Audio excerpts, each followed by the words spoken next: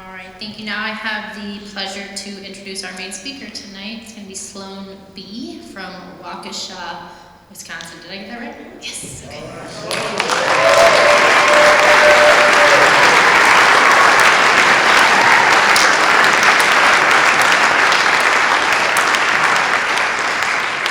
She just told me to save you guys. I can't. Hi, I'm Sloan. I'm an alcoholic. My sobriety date is November 1st, 2011. This is the first time I'm hearing my voice since getting sick with strep throat, and it sounds, I feel bad for you guys. You're stuck with me till 8:30. My sobriety date is November 1st, 2011. My home group is the Well Group. We enjoy living life. Big book meeting of Alcoholics Anonymous. We meet Tuesday nights in this little town called Pewaukee, Wisconsin.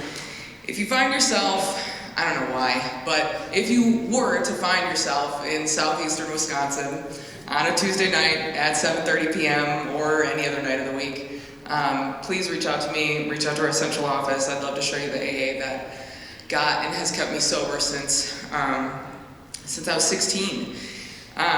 So I also have a sponsor. She knows where I am. You laugh, but just wait. Because I always say that there's been times in my sobriety when my sponsor hasn't been current on the happenings in my life, all the players and the drama and the things, and I can usually judge where I sit on the spiritual axiom based on whether I'm keeping secrets from Tina or not. And so it's important for me, for her to know where I am. Maybe not physically, but at least where I'm at, on that spiritual axiom, where I'm at in the steps, whether I'm regressing in them or not. I also sponsor others. I take them through the 12 steps as they're outlined in the first 164 pages of the Big Book of Alcoholics Anonymous. That's kind of my robot speech there. I want to thank Patrick for inviting me out here. I'm a huge Denver Broncos fan. You guys saw what we did to the Packers last weekend. I was arguably one of the most hated people in the state of Wisconsin in my full Broncos garb.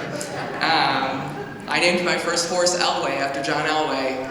My mom says that in 1998 the Broncos beat the Green Bay Packers in the Super Bowl, and I've been a fan ever since. So I love any excuse to come out here, even for a layover. I'll intentionally pick a flight that has a layover in Denver so that I can buy more merch, and just be in your presence, especially on a Sunday, So I love, any excuse to come out here. And thank you to Chris for picking me up from the airport. I texted her, I'll be outside wearing all black with a Kleenex hanging out of my nose because I'm nursing this strep throat infection. And I've been on antibiotics for 3 days, so I'm not contagious. I just sound really disgusting. And I feel like it too. But in the amount of Mucinex and Dayquil that's pumping through my body right now, could probably kill a rhinoceros or something. This all feels like a fever dream to me, if I'm being honest. So thank you, Chris, for picking me up, hanging out with me. We had a great conversation, and I was telling her about how sometimes, going to speak at conferences or, going out of town and not being able to bring anybody with me, it can sometimes be a really lonely experience, and you don't always get the level of hospitality that I've gotten since I've been here, between Chris and Joel and Wendy and obviously Patrick too. And I kind of feel bad because when Patrick was asking me to speak, I held him hostage on the phone for almost an hour because I'm unemployed, so I have nothing better to do but to yap, and I'm a grade A yapper,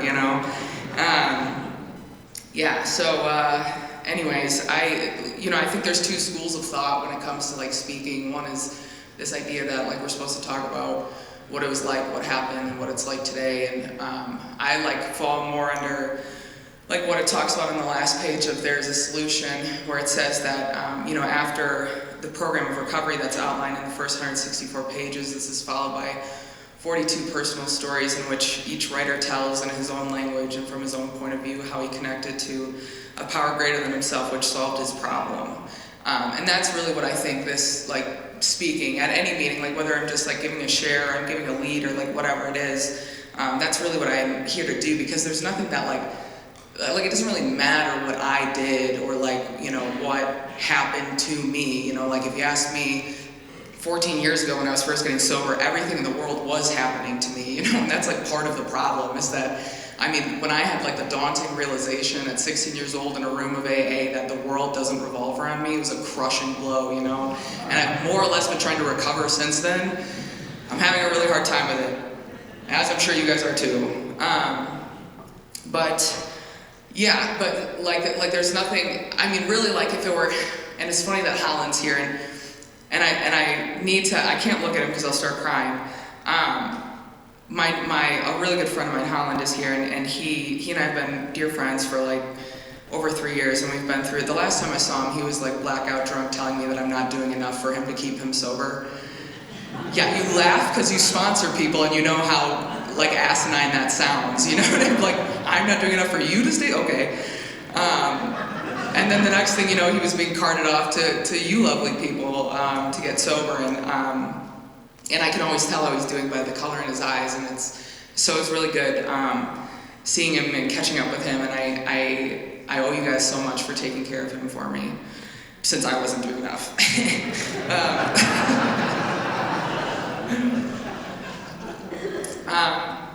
But Holland used to say this thing all the time that I kind of adapted my own,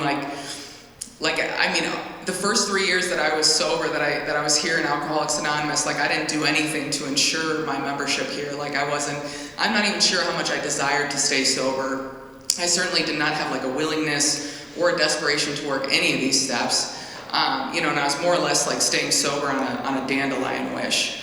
And, and it's really when I look back at the early years of my sobriety, I'd heard this speaker say once that, justice is receiving the punishment that we deserve, grace is not receiving the punishment we deserve, and then mercy is receiving the good that we don't deserve.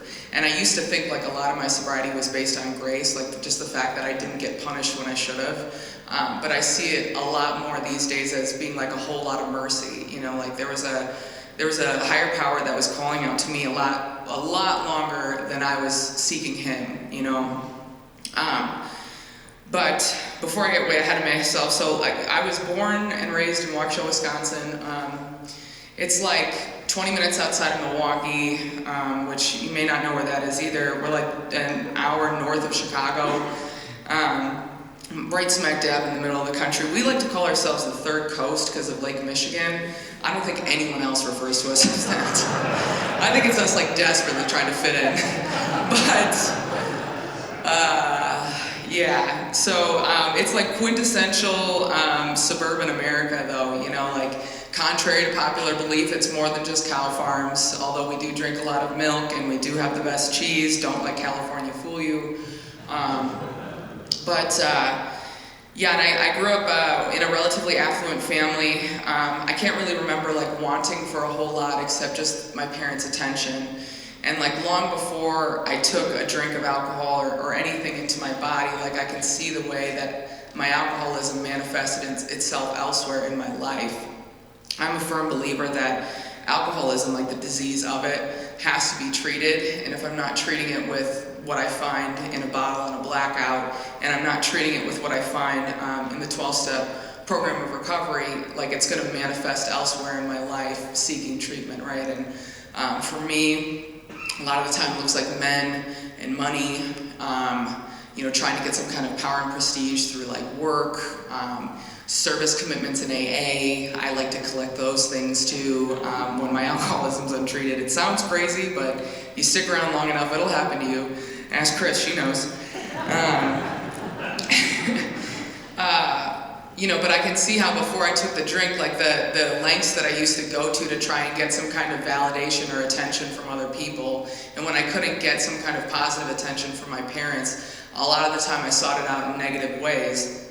The first time I was suspended from school, I was in kindergarten, and I spit in this girl's face. I don't know why I did that. I've since made amends to her.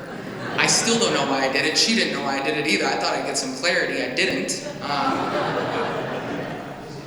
But what I realized when I did that and they suspended me from school was my mom was on the first flight home from Los Angeles, and my dad took off the rest of the day from work, and they came and, they lectured me, but it was attention, right? And God, like the lengths that I'm willing to go to seek out anything that like helps me to escape from the noise between my ears that just exists there all the time. I'm like a firm believer that I like flew out of the womb restless, irritable, and discontent. Like that's like my natural state of being, Like my mom even says that like I cried nonstop unless I was being held or rocked or something for like the first year of my life. And I believe that, and when I look at my behavior, when you like remove the one solution that I had for a long time, which was alcohol.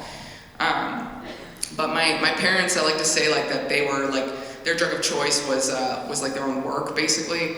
My dad had his own law firm, and my mom worked out in Los Angeles. And she would leave for like months at a time, and my dad was taken away from home a lot for work. And so I was raised largely, for the most part, by my paternal grandmother that lived with us, and then our Polish nanny who ended up being deported when I was 10.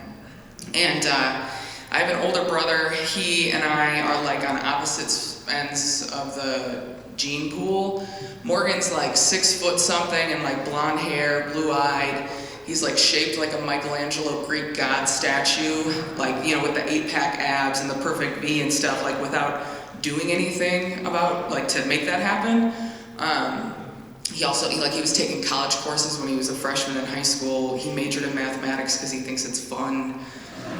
He got drunk once when he was 21 and hated it and hasn't touched it since then. I watched this man nub out a joint once after taking a single hit from it. I mean, I don't like...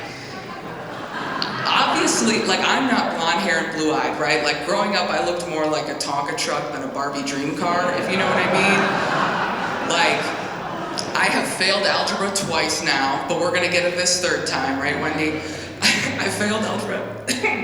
See, there's that sickness. I failed algebra twice now. I've been in school to get a 4-year degree for the past 9 years. And like I have a face tattoo. Like my brother and I, Morgan and I are like not, one of us is the milkman's child, right? And I only say all this because like I had the unfortunate reality of like ending up with every single teacher that he had before me. So then there's this whole thing of like, you have so much potential, right? Like if you would just apply yourself. And like thus started like that whole, I think the talk that all of us get when we're in like elementary school and stuff like that. And because I couldn't reach like the marks that he could or the grades that he could, I kind of settled for like class clown. And like later on settled for like, black sheep alcoholic type. And I only say all this like to give you this background because like when I first got sober, like I thought these were the driving factors in like why I was an alcoholic, or at least why I drank the way that I did. And what I found out much later on when I finally was willing to work the steps, on page 44 in our basic text in We Agnostics, it asks us to qualify ourselves before we move on into step 2. And it says, if when you honestly want to, you find you cannot quit entirely, or if when drinking you have little control over the amount you take, you are probably alcoholic. It then goes on to say, if that be the case, you may be suffering from an illness which only a spiritual experience will conquer. To be doomed to an alcoholic death or to live on a spiritual basis are not always easy alternatives to face. And that was kind of like the juxtaposition I found myself at when I was 15 and I ended up here in AA, kind of like by my own surprise too. I really liked all the cute boys that there were. I didn't really like the fact that there was like homework, or what I perceived to be homework, but I was really confused about this fact that like my drinking seemed to be causing these problems in my life that I couldn't get a handle on, but I also didn't entirely understand how alcohol was the problem, because at the time it felt like alcohol was the only thing that made any of it any better. I started drinking when I was 10 years old, and like I said, I ended up in my first meeting of AA at 15, and I sobered up when I was 16. So like my drinking career was relatively short-lived, and I got maybe like 2 years drinking the way that I wanted to, which is to say that like I stopped caring about the consequences. But when I was 10, like I can't really tell you that anything like magnificent happened or anything like that. Like my nanny had just been deported. I don't know if those two are, I haven't done enough, I know this is surprising, I haven't done enough school to diagnose myself with anything yet. I should. my entitlement tells me I can, you know.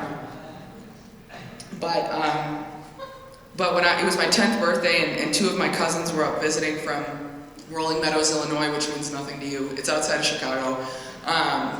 And they were up visiting, and our parents were outside smoking outside issues, and we had like, they're hippies. They belong out here, you know what I'm saying?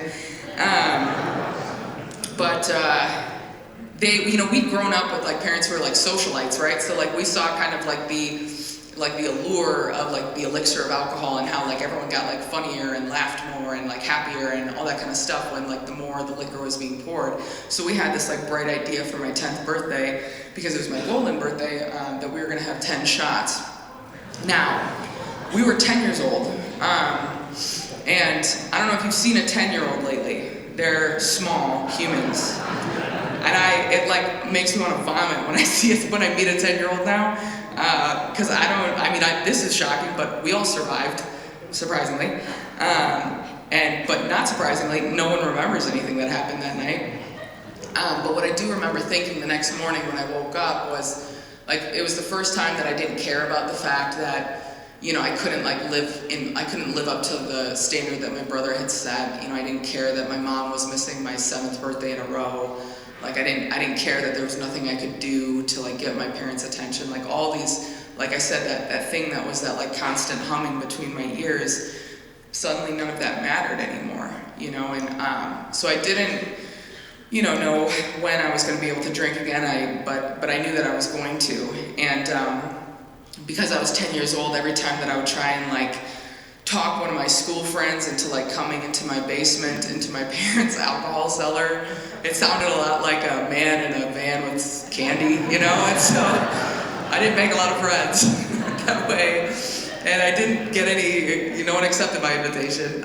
So the only time that I really got to drink was when those cousins were visiting, which would happen like, you know, once every 3 months or so. And you know, I could see, looking back then, I could see even how I had this calendar in my room where I would like mark off the days until the next time that they came to visit, and I really like fooled myself into thinking it was because I was really excited to see my cousins.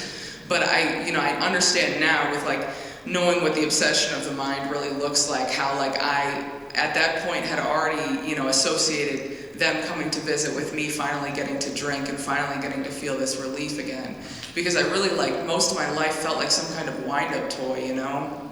And you know, when I took that first drink, like I don't know that I ever got like prettier or smarter or funnier or faster, like any of that stuff that I hear people saying that like alcohol did for them.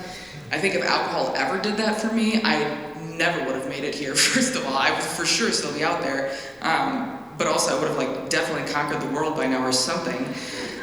I'd be a lot more productive than, you know, with my pants around my ankles after, anyways.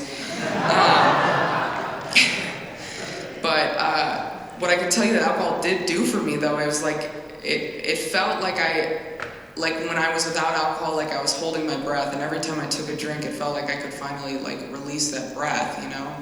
And that's really what alcohol did for me until it stopped doing anything at all for me. Like I said, my drinking progressed really quickly, and you know, I stopped waiting around for my cousins to come visit by the time I was 12, so I was a continuous, like, everyday drinker by that point. And when I was 14, I discovered, you know, dry goods or nose beers, or basically I was putting things up my nose and shooting it into my vein that didn't belong there. I think the problem, you know, my sponsor taught me the traditions before she taught me the steps, because since I refused to work the steps, she didn't want to let me loose in AA without any understanding of what I should and shouldn't be doing. So we like somehow ended up working the traditions first. I don't recommend it, but I'm a profound respecter of these traditions that we have here, and especially of singleness of purpose, especially with so many fellowships that are struggling that could really use the support of people who qualify for those fellowships. But I will say the problem with drugs for a girl like me is that I use them alcoholically. And like I said earlier, like at the end of the day, the substance never really like mattered to me, you know, because even sober, I can run my life into the ground with something that makes me feel a fraction of a bit different than the way that I do of my own volition when I wake up every morning, you know. Anything that gives me just like some small hit of dopamine, it could be a scratch off $1 lottery ticket, you know, or like, is the Powerball still at like $1 billion or something like that?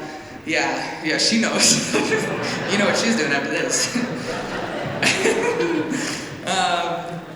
You know, but anything that makes me feel like minutely different, right? Like I could chase that and I, by the end of my drinking and using, like I really just kind of became like a garbage can for anything that was available. You know, like I didn't have, I mean, I was 15. I didn't really have the privilege of being picky about what I got, you know. It was basically whatever, like, the dude with 3 teeth on 23rd and Center is selling or willing to give me for free. Like, I'll take it, you know, as long as it makes me not sick. Because that's all it was at the end, is I just stopped being, like, I never really got drunk anymore. I never got high or drunk enough to, like, drown out the voices of AA after I'd been introduced to it, you know. If I was lucky, I got unsick, you know, but I couldn't chase away what I'd become as a result of my drinking and using at the end. And so when I was 15, I ended up in Rogers Behavioral Health. It's this, like, they didn't have treatment centers for adolescents back then, and they certainly didn't have detoxes. And so I would just get put in this mental health hospital. And I was in there for like the 4th time in a year. And when I was in there, one of the nurses put a 12 Steps and 12 Traditions book on my bed, and he'd said, you know, you can come to as many, you know, groups as you want to go to, and, you know, get these different diagnoses and take these medications, but if you're not willing to change, nothing's going to change. And like me, being a 15-year-old girl, I'm like, yeah, whatever, old man. And I paged through the book though, and the thing is, like, and I think it's an important, this is like why H&I work and CPC work and like the work that we do at district and area and in general service is so important, because as a direct result of someone at the district carrying the message of Alcoholics Anonymous into that hospital, I was able to receive the message at 15 years old. Because like there's no one in my family that's an alcoholic. I don't even remember at this point in my life that I'd seen like some poor adaptation of an AA meeting in a movie, you know, like we see sometimes nowadays. I had no idea that you guys existed, right? And like the work that we have the opportunity to do in general service, and I'm the alternate area chair for Area 75 right now, and so I'm like, God, if 15-year-old me could see me now, I'd think I was a huge loser, like what a nerd I am for AA these days. And, but I'm so, like, reflecting, I think about that moment a lot, because that nurse was not a member of Alcoholics Anonymous, you know, and had the message not been brought into that hospital on the adult wing, which I was on the adolescent wing, like I never would have gotten that book and thus never would have been introduced to you all. And so I'm super grateful for any of you that participate in general service in that capacity. But so he put this 12 and 12 on my bed, and I'm like paging through it, and with no understanding of AA or alcoholism or like anything like that, like the only word that was really like popping out to me was the word sponsor. And sponsor, like in my little 15-year-old brain, like the only thing I could connect it to was NASCAR racing. So I was thinking like Wheaties, Duracell batteries, like these companies like pay these drivers to drive, right? And if I'm using my context clues in relation to this book, a sponsor is going to pay me to stay sober. And it's like what I was gathering. And the more I turned it over in my head, the more it became this like get-rich-quick scheme, where I'm like, this is it. Like, this is how I'm going to get everybody off my back. I'm going to make a bunch of money legally. I'm going to be the best sober person ever. And then, like, when I turn 18, I'm out of the house, like, you know, and I, like, had this whole plan right in my head. And when I had, with this idea in my head, I, like, went to my parents, and I'm like, yo, I'm gonna go to AA and be a sober person. And my parents, with whatever preconceived notions they had about what AA is, said, absolutely not. You're not going to AA meetings. And this is where I like to remind people that, like, I'm a 15-year-old girl. So if you have ever been a teenage girl, or you have raised a teenage girl, or lived with a teenage girl, or even just witnessed a teenage girl in the wild, you know being a teenage girl is a spiritual sickness for which there is literally no cure. Like, you literally just gotta live through it. Like, grit your teeth, clench your fists, and get through it. And there is not enough money in this world to make me go back to those days. But, so, I'm a teenage girl, right? That alone. But then also, like, I'm suffering from untreated alcoholism, you know? And my parents just told me that I'm not gonna do something. So obviously I'm gonna do this, right? And so I always say that, like, to this day, like, I went to AA in spite of my parents, and to this day it's still the best decision I've made based on self-will, because it's the only decision I've made based on self-will that continues to serve me, because it allowed me to meet all of you. So I started going to, that was the summer of 2010, and I started going to meetings after that. And I wasn't really sold on, like, being an alcoholic. You know, I obviously introduced myself as such because I didn't want to stick out, you know, and that's how you guys introduced yourselves. But I didn't understand what it meant to, like, be suffering with the disease of alcoholism, like the way that it's outlined in the doctor's opinion, and the way that we spend 4 whole chapters in the big book dedicated specifically just to step 1, just to help you qualify yourself, you know. And I certainly, I mean, I got a sponsor by name, you know, and spent that summer sober. And the one thing that I can say that came out of that was the way that I fell in love with the Fellowship of Alcoholics Anonymous. Like, that unity side of our 3 legacies is so important, because more often than not, even with 14 years of sobriety, like there's days that I don't want to do this, that I don't want to, you know, write inventory or call my sponsor and snitch on myself, or like make an amends to some old person from high school that I'm about to run into in the grocery store. Like, this is so cringe. Like, I don't want to do this, you know? And my obstinance is like one of my biggest defects of character. And I can tell you on days that like you guys are so intoxicating in your fellowship that like it becomes impossible for me to like run away from these rooms. That like every time I try to leave, every time I find myself looking for the door, it's like I end up tripping over one of you on the way out, you know, and I get drawn right back in. And that's thanks to the fellowship that exists here. And I got to see like a small microcosm of your fellowship at Slapping Dough, or whatever that tongue-in-cheek name for that pizza place was that we were at before this. I don't know. The cannoli was really good.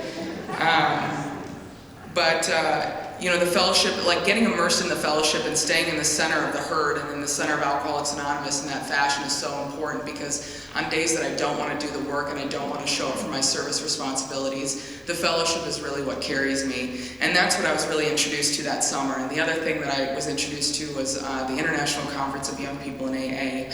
And Wisconsin was bidding that year in 2010, and somehow, I think it's because my parents were like so sick of me that they were just like ready to have me gone.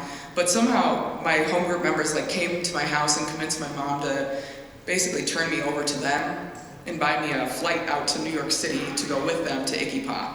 And I went with them, and I was like, I mean, the world that introduced me to was like it was the most incredible thing that I'd ever seen. I mean, we were in the middle of Times Square, and like the Saturday night speaker, I remember walking in and there were these like balconies behind us, and like, I mean, it was like 5,000 alcoholics, like young and sober, in the middle of Times Square. It was insane. And I absolutely like fell in love with AA. Enough so that like it ruined drinking for me, is the point I'm trying to make. And I spent the next year and a half like in and out of the rooms of AA, basically dealing with what they talk about in More About Alcoholism, where I had these mental twists that precede a relapse into drinking, like these reservations about like, well, God put weed on earth to be a plant for me to smoke, so it's gonna be different this time, and here's why. And then like ending up in the same exact spot every single time, you know?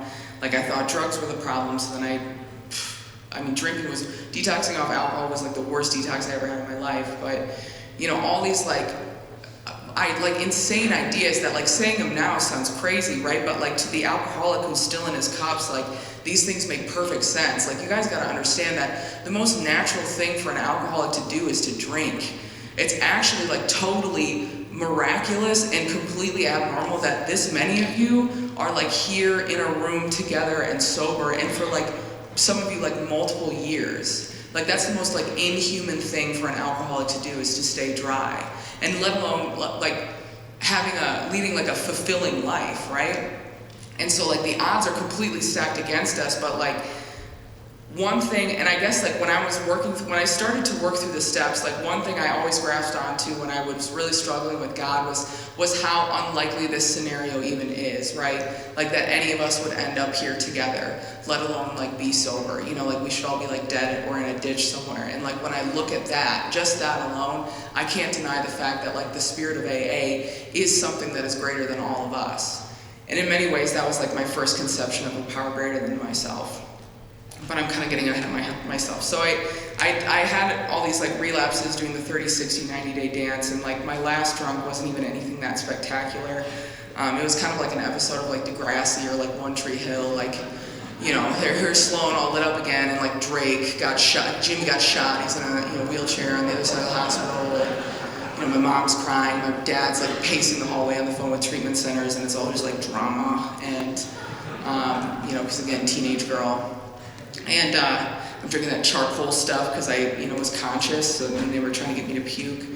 But I had this like very clear thought that today I know is like a God consciousness, but it was this realization that like I knew things could get worse because I'd had lower bottoms before, right? Like I'd accumulated the felonies, got expelled from all the public schools in the state of Wisconsin because I'm an overachiever, and apparently you can't sell narcotics at school. I didn't read that in the handbook, but whatever.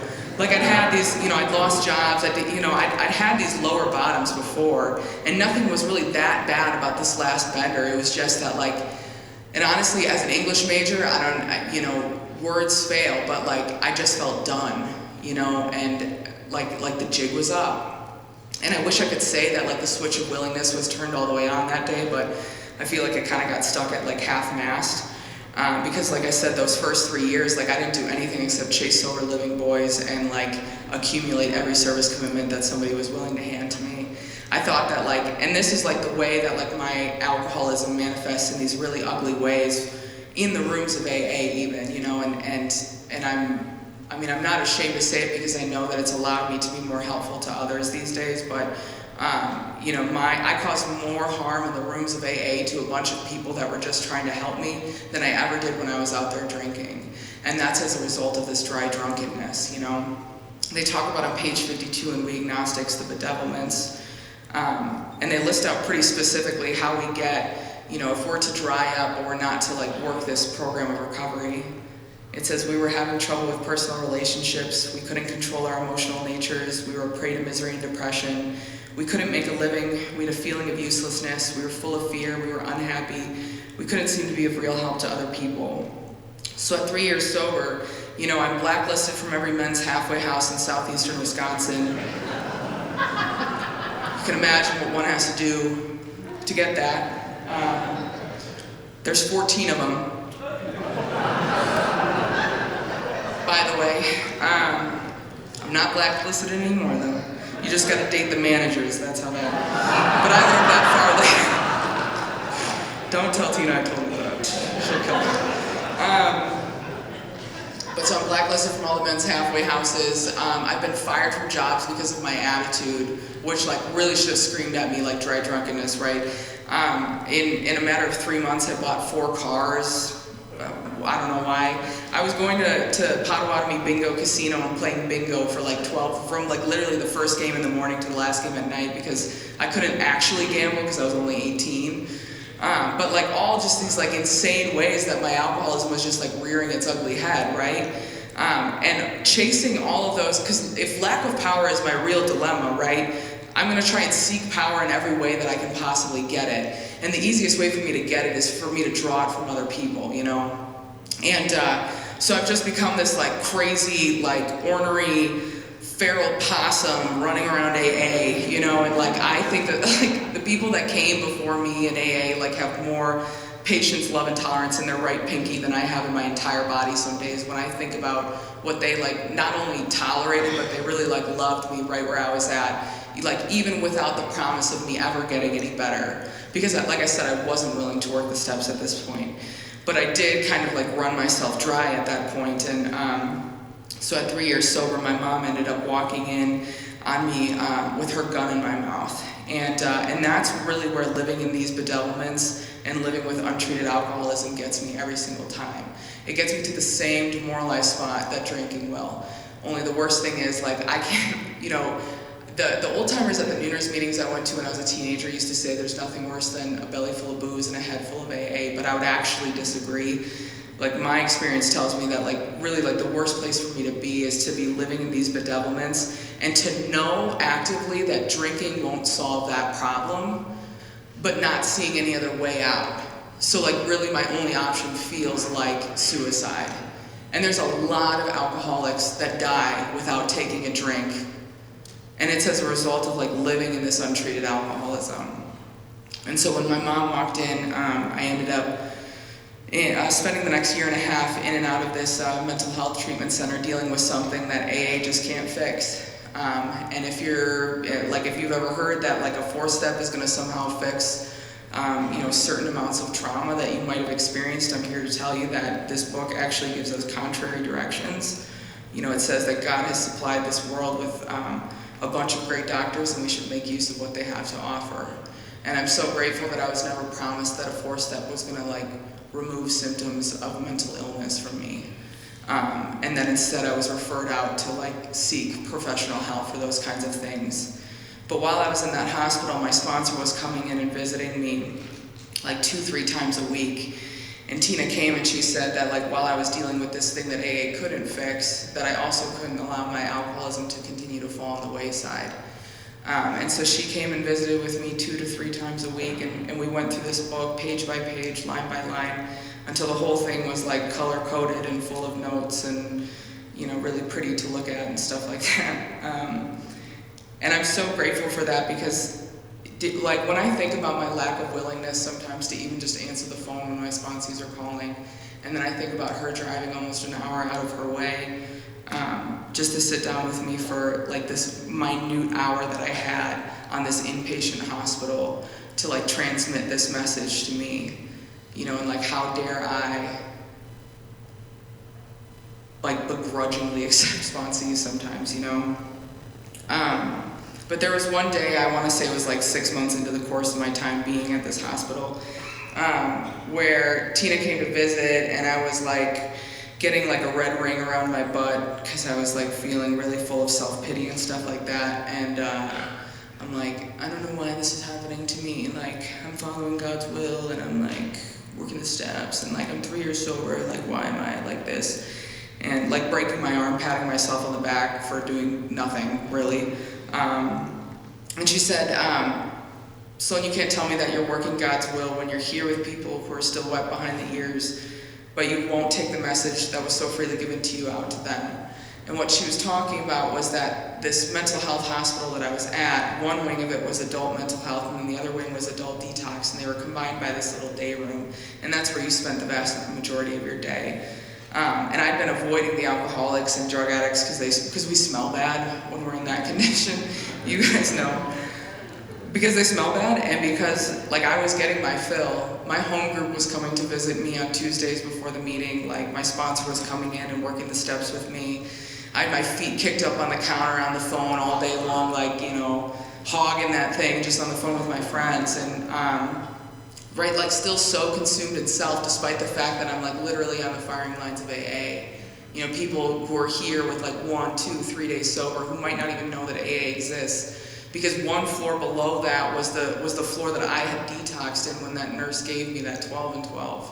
And here I was in the same like sacred grounds, unwilling to do what he had done for me. And so after she said that, and I love Bill because he's like so dramatic with the way he talks about everything. I mean, he's the only personal story that's 16 pages long, okay? And he takes like 4 of those to describe this like quasi-hallucination spiritual experience he has while Ebby's like sitting across from him. And poor Ebby's just like sitting there like, what's happening? And Bill's like, well, the icy intellectual mountain that I lived and shivered behind melted before my eyes and the wind it's like, all right, dude, give it a rest. Just relax, would you? But I get it, because I'm all drama like that. And I kind of, when Tina said that to me, it kind of it like melted that layer, right? Like that unwillingness, that bristling with antagonism that I had about spiritual concepts, all of them, the way that I just written off God as a whole, yours, mine, ours, whoever's, I was not having any of it. And when she said that to me, it was this big aha moment of at the center, it doesn't matter, when I'm faced with these bedevilments, the line after it says, was not a basic solution to these bedevilments more important than whether we should see newsreels of lunar flight? Of course it was, and without getting into everything that's on the page before it, because honestly I could talk about weak Gnostics for hours. But what it's basically saying is that a solution to me living in these bedevilments is more important than me finding proof of God, or me putting an exact definition on what God is supposed to be. Right? That all my higher power really asks me to do is to just be of service to other people. And that's what it talks about in step 3, and I want to say it's page 63 or something like that, where it says that we have a new employer, being all powerful, he provides what we need as long as we keep close to him, right, through prayer and meditation, whatever that may look like for you. And number 2, by performing his work well, which is just being of service to other people. Whenever I'm confused about what God's will is, the one thing I have to ask myself is what is most beneficial to you and most inconvenient for me? Because at the end of the day, that's always going to be where God's will exists. The more I'm inconvenienced, the more I'm being of service to you. Because guess what? If you're not sacrificing something, if there's no self-sacrifice involved, it's not really service work. Hot take. But I'm serious, if I'm not sacrificing my time, my money, my energy, my sleep, my sanity, oh my God, sometimes I love these girls with my hands around their neck, dude. I love my sponsees. They're just like me, it's the worst thing in the world. They're all young and cute and, I wish men didn't exist sometimes for their sake. Because they're boy crazy too. And they're all blacklisted from halfway houses too. So they're just like mom.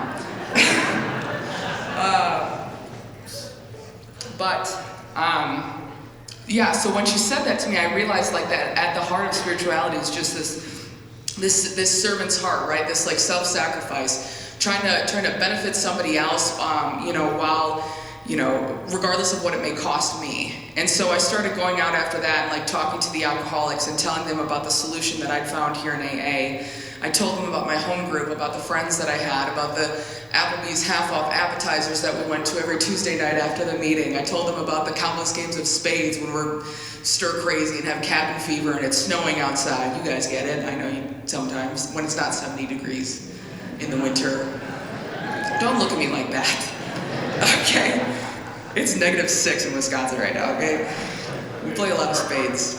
And I started telling them about the fellowship that I found here in AA and the solution that I found to alcoholism. And I was kind of trying to be the man on the bed, where I'd go into their rooms and I'd be sitting there on their puke pail, reading them the big book, looking up, trying to see if, and they're and then I'm getting chased out by the nurses because I'm not supposed to be in other patients' rooms. But I'm just trying to do service work, And this is how I know that, a lot of my friends in AA and my home group members showed up to pick them up and take them to halfway houses and help them to continue in their recovery journey. And this is how I know that God is able to show up once I'm willing to set myself aside, is that some of those people are still sober today.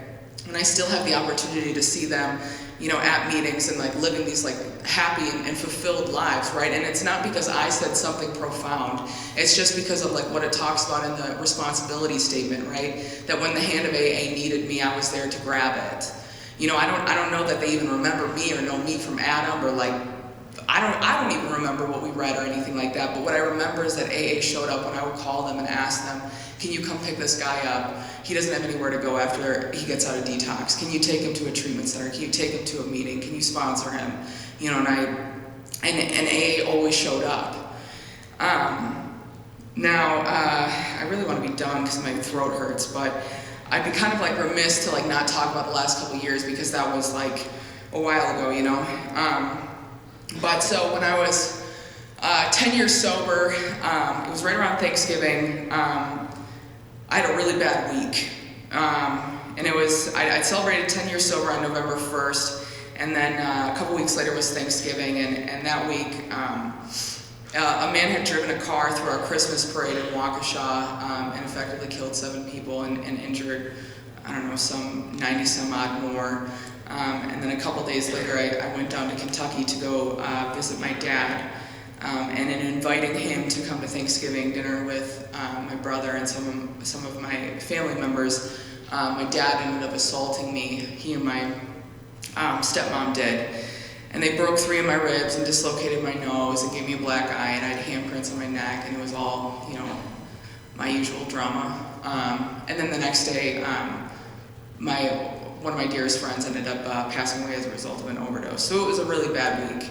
And, you know, I say this because I remember on the way home from Kentucky, because that's where my dad had moved down to, you know, on the way back to Wisconsin from Kentucky, I was thinking really intently about how hard I'd tried those last 10 years to repair this relationship with my dad, you know, and how, like, the lengths that I'd gone to try and, you know, show up as the kind of daughter that I thought that God wanted me to be, and all the stories that I'd heard from you guys about, like, these amends that you'd gotten to make, like, with your family members, and how relationships that were broken had been repaired, and I felt like I was gypped.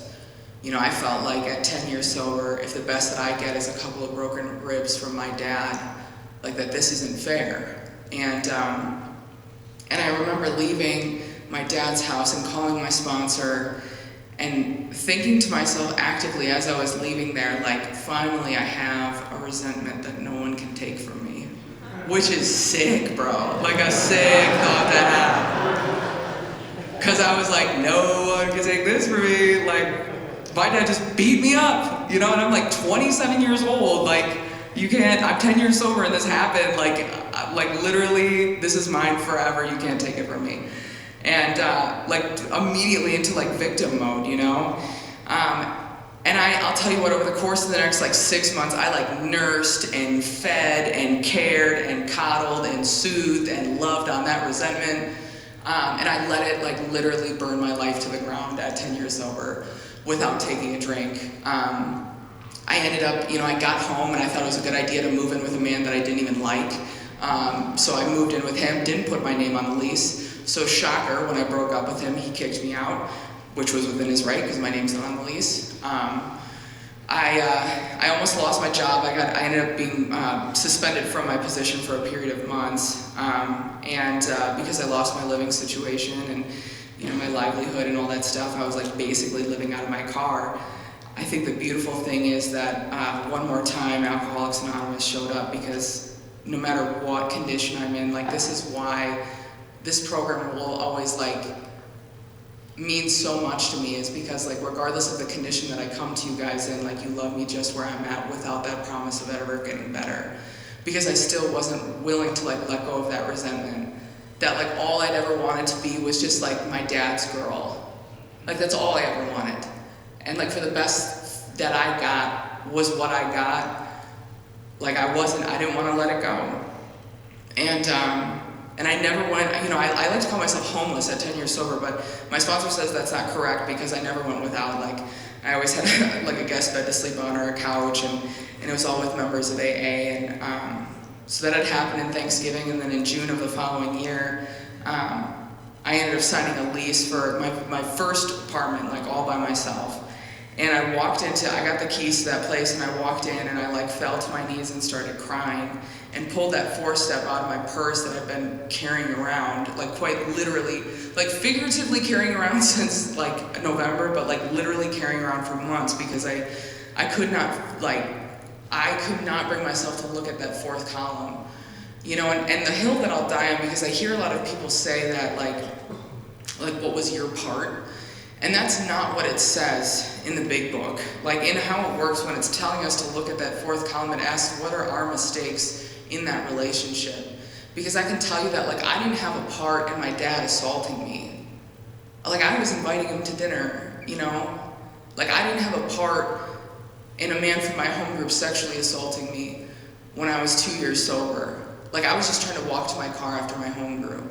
Like when we use this language that doesn't actually exist in this book, we're gonna effectively kill people. Because you tell somebody who's like a victim of some kind of horrific abuse that they have a part in that, we're kind of getting way off base here. Like, did I have mistakes in my relationship with my dad? Absolutely. To this day, I will still, like, my problem is that my dad never changed. Like, he was always the same person, like, since I was little. You know, like, he never changed. I did. I changed as a result of these steps, and the problem was that I thought that in me changing, I was entitled to him changing too. So in every interaction I had with him, I walked into it expecting him to be a different person than who he always was. And so I pushed him to a point where he had no other choice. Now, do I agree with him physically assaulting me? Absolutely not. But I also know that when I'm spiritually sick and I'm cut off from God, I act in ways that are uncharacteristic of me as well. And that's my job with the 4-step, is like, it's not about forgiveness. I'm not here to like forgive my dad for hurting me since I was a little kid that couldn't even talk, you know what I mean? Like, what I'm here to do is to see the me that exists inside of him. You know, and to love that unconditionally, and to let go of the power that it has over me. Like, the reality is, I didn't do anything to deserve that abuse happening, but I certainly still made mistakes in that relationship, and I made mistakes in a lot of relationships with men when I carried the weight of that resentment into that relationship too, and made other men pay for something that my dad had done. Like, that's the mistake, and it doesn't have anything to do with parts. It's just the mistakes that we make, because we're spiritual beings suffering from a human condition. And all God ever wants is for me to just, like, the best I'm ever going to get here is just human, right? But the hope is that tomorrow I get to make better mistakes than the ones that I made today. And if there's nothing else that you hear from anything that I say, it's that. Today I can tell you, it's been 5 years since I've heard the sound of my dad's voice, which breaks my heart because, like, all these years later, like, I still just want to be my dad's girl. But I think the beautiful thing is that, like, Alcoholics Anonymous and God have always given me way more than, like, my measure of what I think I deserve. And today, like, I have a family inside the rooms of Alcoholics Anonymous where, like, on Thanksgiving 2 years ago, Tina told me that I should call my dad on Thanksgiving. Literally on the day, the anniversary of this, the audacity of my sponsor sometimes, I swear. She said, I think you should call your dad and wish him a happy Thanksgiving. I'm like, what? Are we smoking crack? But I did. God, I did. And the problem was she told me to do it with enough time in advance that I could play out every single scenario of how this phone call was going to go, right? So the one where he answers and it's like Hallmark movie, like, more big happy feeling, and like, oh my God, I had like the lines down perfect of what he was going to say and how I was going to be like, Sloan, I missed you, and then there was the one where, like, he just hangs up on me, and then there's the one where we get into a fight, and then there's the one where, like, and there's, like, all these different, like, daydreams of, like, how this talk is going to go, right? And so then when I tried calling him and he didn't answer the phone and it just went to voicemail, that was the one that I didn't play out. That was the only one I didn't play out was the one where, like, he didn't answer the phone. And so I left him a voicemail and I wished him a happy Thanksgiving. And my sponsor came up to check on me. I was at her house because since this happened, I've spent every Thanksgiving with her and her family. And she came up to check on me, and I was crying, and I was like, I don't know why, I just wanted to hear his voice. And the next day, she told me to pull it together and come back to the joint Thanksgiving, but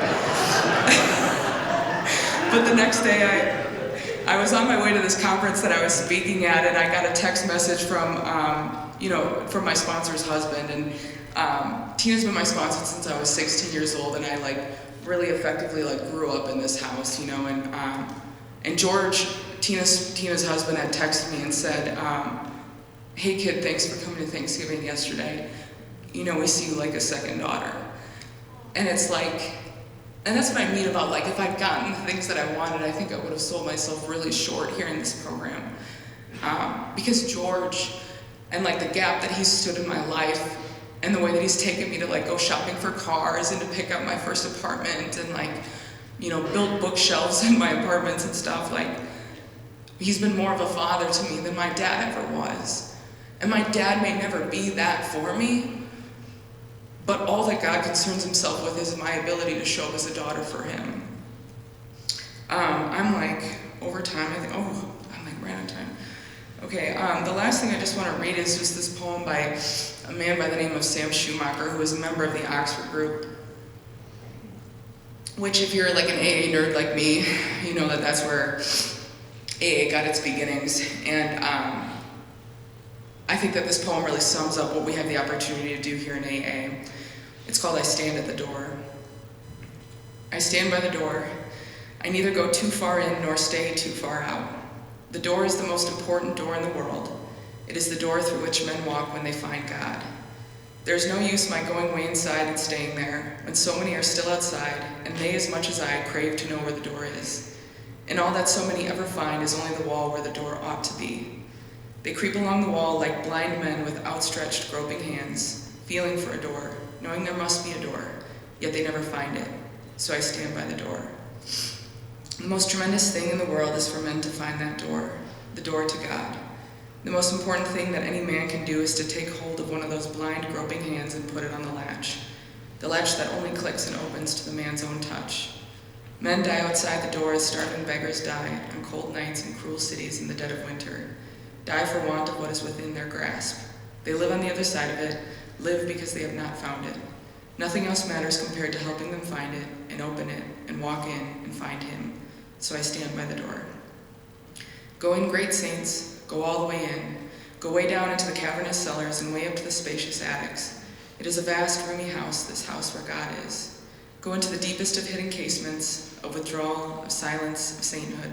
Some must inhabit those inner rooms and know the depths and heights of God and call out to the rest of us how wonderful it is.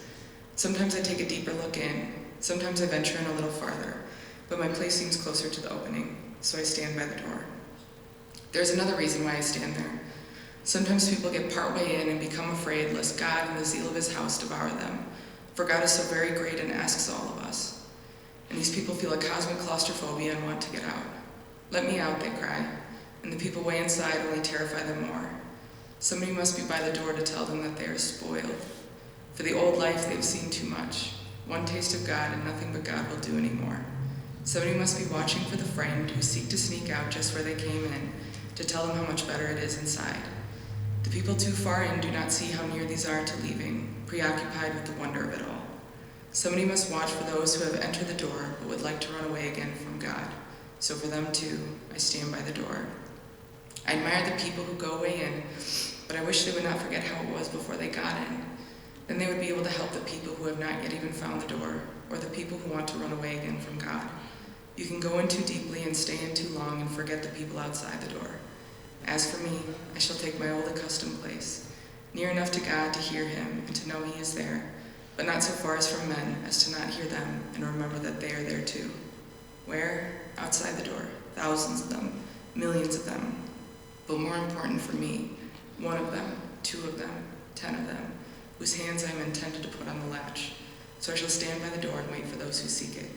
I'd rather be a doorkeeper, so I stand by the door. Thank you for my life.